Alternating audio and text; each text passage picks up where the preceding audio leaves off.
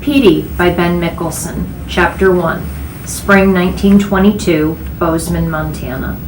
The train's steam whistle sounded urgently as it approached the crossing. Bouncing toward the same intersection at breakneck speed, a faded black Ford Model T spit mud from under creaking fenders as it balked and twisted down a rutted road. Passengers leaned out the train's windows, shouting and whistling as the Model T careened over the track, seconds ahead of the rushing locomotive. The train whistle kept up a shrill protest. Cheering and clapping erupted aboard the rail coach. "The horseless carriage won again!" someone yelled. The driver of the Model T, Roy Corbin, drove with a vengeance.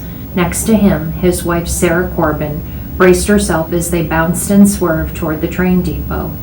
There was no sporting event. She looked instead at the bundled up child on her lap. This was the reason for their trip.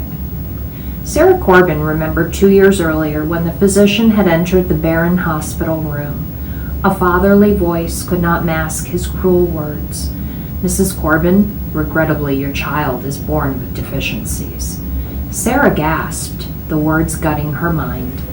What did he mean, deficiencies? She struggled to understand. "Is he not right?" she pleaded. The doctor paused. "I'm sorry, get some rest. We'll talk later." "Doctor, what do you mean deficiencies?"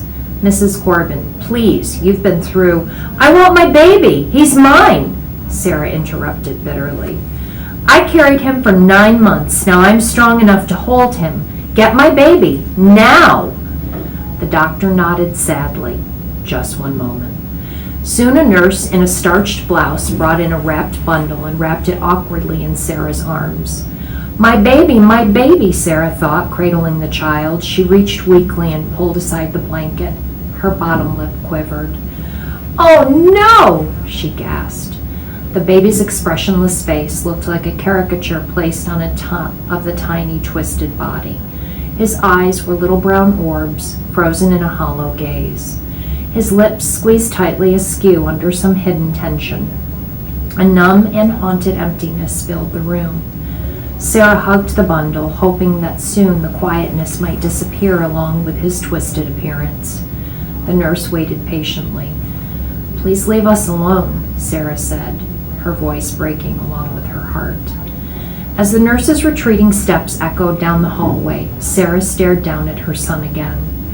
Where were the tiny round cheeks, the delicate lips, the button nose? Wasn't every baby supposed to be perfect? Sarah fought the sick churning in her stomach as she studied the misshapen features. Her husband Roy should have been there, but they had not expected the baby this early. Roy was hauling a load of cattle back from Miles City. Sarah hugged the baby to her breast and cried silently into the nothingness that surrounded her. She wanted to curl up on her side in a fetal position and be a young child again with a mother to hold her, wipe her tears, and kiss away her hurt. But she knew that at 36 she was the mother now, and no one could kiss away the doctor's terrible words. She and Roy had decided to call their third child Petey if he was a boy. Now Sarah tried out the name. "Petey," she cooed. The name tasted strange. "Come on, Petey," she begged, but the baby's stillness spread throughout the room. The jolting of the Model T brought other memories. The doctor's diagnosis had held no concession. "Children such as this rarely respond to treatment," he said.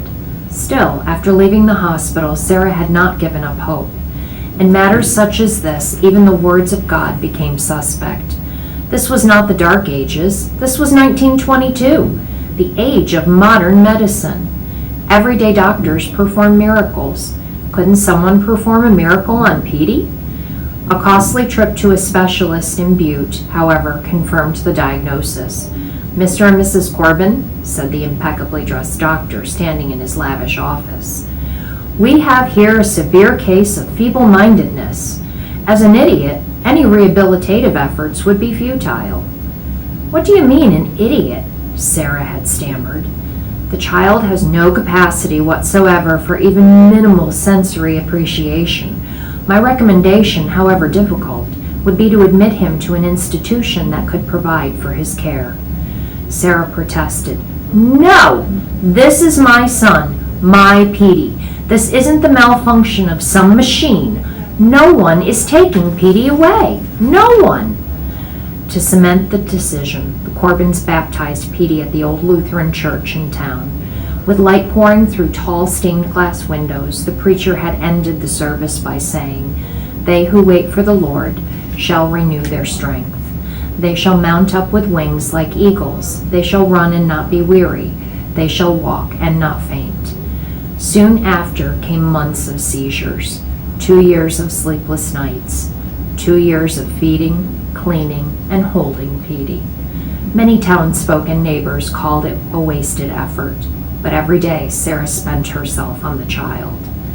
She closed her eyes now in the Model T and leaned her head backward, hearing again the many comments from neighbors. "If I were you, I'd take him to the specialist in Salt Lake. Do you pray for him each night? What tonic did you use for your flu last year?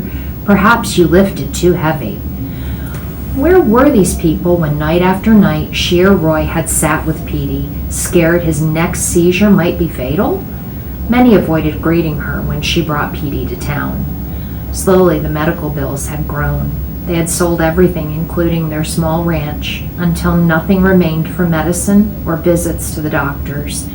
It hurt watching little 8-year-old Billy and his 10-year-old sister Kathy leave for school wearing donated clothes several sizes too large. Would they ever have toys, ice cream cones, or go to the county fair like other children? Why don't you love us like you do Petey?" Little Billy blurted out one day. That day a decision was forced on the family. That day was the reason for this trip to Bozeman, to give up Petey. Petey was being sent to the Warm Springs Insane Asylum in Warm Springs, Montana. A washout in the road bounced Petey's head as they pulled into the Northern Pacific train depot, a small brick building on the edge of Bozeman. The vacant expression on Petey's small elfin face grew more distant. The county health nurse met them there.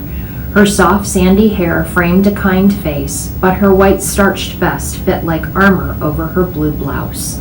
Sarah had expected someone older. "Please take good care of him," Sarah pleaded, extending Petey hesitantly. He seemed so much heavier today. "I will," the nurse answered softly, cuddling the unresponsive child. "I will." Sarah remembered their pastor's words. As important as burying one's dead, so was it necessary to let unfortunates like Petey slip from their lives and memories. Sarah reached out and traced her fingers gently across the odd curves of Petey's bent little body. Then a sob broke through her composure, and Roy led her back to the car. The county health nurse squirmed to get comfortable on the wooden train seat, worn smooth by years of use. She wiped mucus from the infant's twisted mouth and nose, his swollen and coiled tongue bunched into one cheek. The chore of delivering wards of the state to the insane asylum in Warm Springs was the responsibility of the county sheriff. Whenever the ward was a child, however, the sheriff asked a nurse to handle the transfer. Carrying a deformed baby probably wasn't very sheriff-like.